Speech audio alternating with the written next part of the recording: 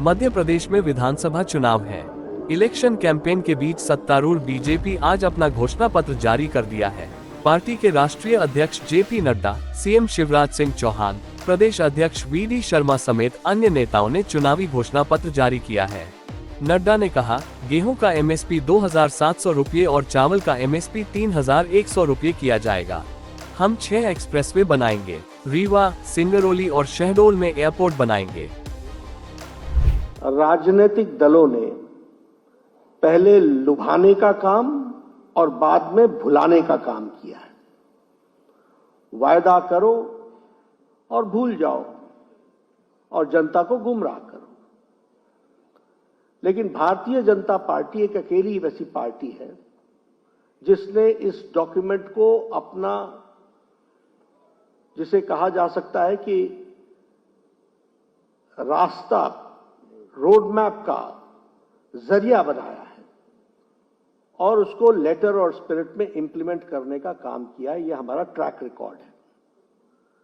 आपको साथ में यह भी शेयर करना चाहता हूं कि संकल्प पत्र की हमारे यहां महत्ता इस बात से तय होती है कि जो सरकार हमारी आती है उसका यह काम होता है कि वह सब कमिटी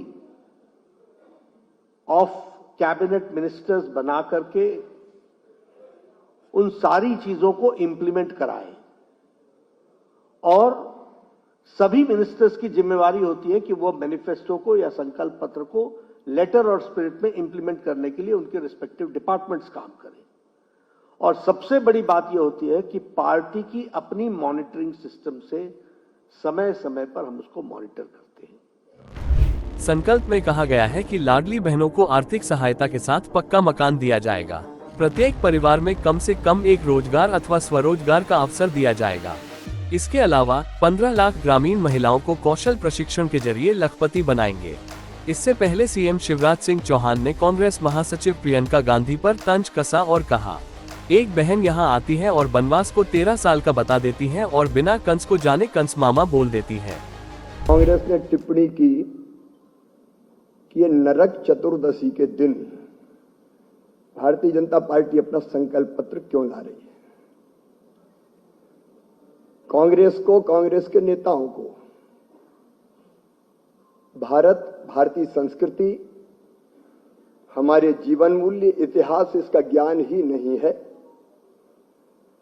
नरक चतुर्दशी के दिन ही भगवान श्री कृष्ण ने नरकासुर, जिसने 16,000 रानियों को कैद कर रखा था, उसका वध करके उनको मुक्त कराया था।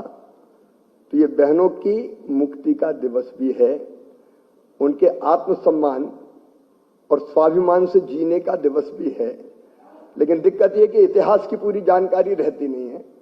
हमारी एक बहन आती और भगवान राम को वो 13 सालों के लिए वनवास भेज देती है। कई बार वो कंस की पूरी हिस्ट्री नहीं पता, लेकिन कंस मामा कह देती है। मुझे लगता है इसके पहले, बोलने के पहले सोच समझ के उनको बोलना चाहिए। संकल्प पत्र में क्या है खास? हर एसटी ब्लॉक में एकलव्य विद्यालय बनाया जाएगा। हर एसटी ब्लॉक में मेडिकल कॉलेज खोला जाएगा। गेहूं की खरीद 2,700 रुपये प्रति क्विंटल और धान की खरीद 3,100 रुपये प्रति क्विंटल के हिसाब से होगी। जनजातीय समुदाय के सशक्तिकरण के लिए 3 लाख करोड़ रुपए खर्च किए जाएंगे। तेंदुपत्ता के लिए 4,000 रुपये प्रति मानक बोरा दिया जाएगा। 1 करोड़ 30 लाख बहनों को आर्थिक सहायता के साथ साथ घर की सुविधा भी दी जाएगी। गांव की बहनों को लखपति बनाने के लिए स्पेशल ट्रेनिंग और स्किल डेवलपमेंट का काम शुरू किया जाएगा। लाडली लक्ष्मियों को जन्म से 21 वर्ष तक कुल 2 लाख रुपए दिए जाएंगे। गरीब परिवार की छात्राओं को केजी से पीजी तक मुफ्त शिक्षा दी जाएगी। उज्ज्वला और लाडली बहनों को 450 रुपए में गैस सिलेंडर मिलेगा। सरकारी स्कूलों में मिड डे मील के साथ पौष्टिक नाश्ता दिया जाएगा। आईआईटी एम्स की तर्ज पर इंस्टीट्यूट ऑफ टेक्नोलॉजी और Madhya Pradesh institute of medical science खोले जाएंगे। 13 सांस्कृतिक लोको भव्य निर्माण होगा। 6 नए एक्सप्रेसवे बनाए जाएंगे। विंध्य एक्सप्रेसवे, नर्मदा, अटल प्रगति, मालवा निमाड़, बुंदेलखंड और मध्य भारत विकास पथ का निर्माण होगा। 80 रेलवे स्टेशनों के आधुनिकीकरण के साथ वंदे metro, Vande Bharat sleeper train और रीवा, सिंगरौली और शहडोल में हवाई अड्डे बनाए जाएंगे। बीजेपी का कहना है कि देश के जिन 11 चुनावी राज्यों में अब तक संकल्प पत्र जारी किए गए हैं, उसे लोगों के सुझाव के आधार पर तैयार किया गया है।